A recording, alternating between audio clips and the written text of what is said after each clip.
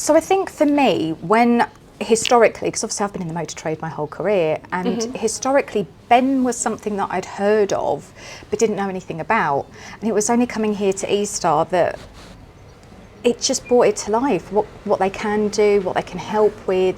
And I feel like there's such an awareness of Ben, you know, like it's across posters, it's across screensavers, it's across, so it just, I feel a lot more confident now about who Ben are, what they do. Because I guess you've come at it from outside the industry, so yeah, absolutely. You've got a fresh perspective on it. Yeah, so I was completely unaware of Ben before I joined eStar, and it's phenomenal, I suppose, that the industry has got that support.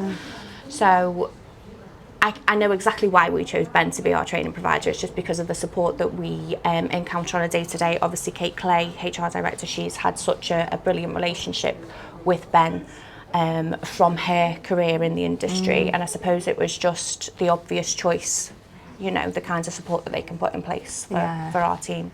And are we looking at other training? Because I think Ben does other training as well as the mental health first aider training. Yeah, so I think they do some work on menopause, suicide prevention, wellbeing stuff. There's a whole range of different topics that they cover, which is amazing.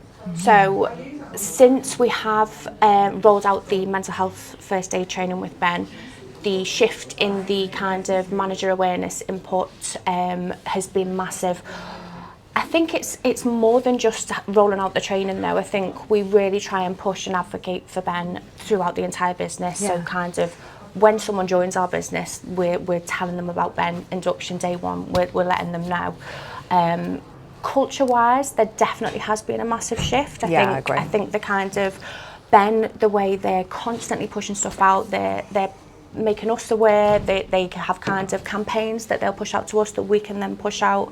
So just getting that visibility across the business is massive, and I think there has been a massive shift. I think it makes a difference. The kind of feedback that I get is it's okay to talk. And I feel like that's the culture that's been created, is actually if somebody has got a challenge, they know where they can go, or they're comfortable. We've even had instances that people have shared on our internal platform, which is just incredible, because you wouldn't necessarily assume that for a business that is predominantly male dominated and in an industry that, you know, feels sometimes a little bit behind the times. You know, I feel like what we do here feels very forward thinking in terms of having those conversations and making it really accessible. Making it accessible, exactly, and trying to remove that stigma, because like you've just said, men typically won't talk or don't talk, so we are trying to create a more comfortable environment, and Ben obviously are a massive part of that.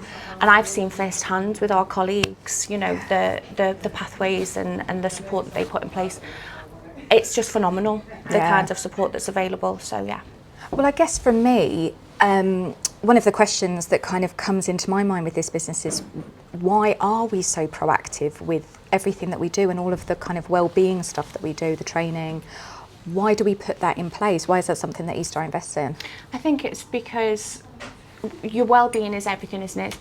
It's part of who you are. It makes you who you are. We want to support our colleagues so that they are at their best. We want to, you know, it's not just work, is it? It's everything in life. We see a very, very small piece of each of our colleagues, and there's so many different aspects of their lives that make up who they are and impact their well-being. So if we can look out for each other and be aware if someone's not quite their self, and put that support in place before they feel like they're at a crisis point, then that's huge. If you can just give them some coping mechanisms, and Ben can 100% do that, better before they get into that crisis situation and everything just spirals. I think that's so important. And it feels then almost like an investment.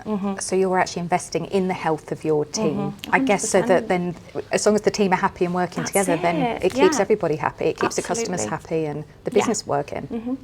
I think we've seen firsthand, haven't we, the impact of having mental health first aiders at site, having them remotely, just having that visibility, because actually somebody might not want to go to somebody directly in their site. They might want to speak to somebody outside of their site, for example, or outside of their area. And I think it can't be underplayed just how important that is, because a lot of the times if you're in a situation, you're struggling, you're about to feel like you're falling apart, it's just knowing that first step, like, who do I speak to? Where can I get that signpost in? Like, I'm a mess, I feel all over the place. It just needs that conversation sometimes with somebody to kind of go, it's okay, It's I gonna hear be you, okay. and Yeah. this is what we can do next. So I feel like that investment in those mental health first aiders is so important. Absolutely. And it's just having people that can spot the signs. And you know, they're not counsellors, but they can signpost, they can keep an eye out for each other, and they can then advocate, you know, looking out for each other, and just being there for each other, I think, is massive.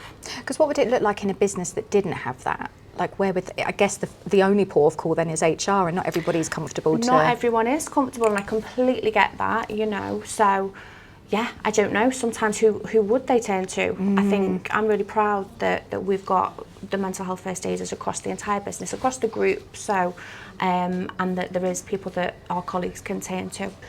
So I think for me, you know, being a leader in the business and having a team, we have an obligation, you know, that it's really important. And Steve often talks about, you know, when you were made a leader, you weren't given a crown, you were given an obligation to build other leaders and support your team. And I think for me, knowing that Ben is there and mental health first aiders are there, I then know where to signpost if I need to support with whatever it is that colleagues might be struggling with, whether it's financial, whether it's their mental health, their physical health.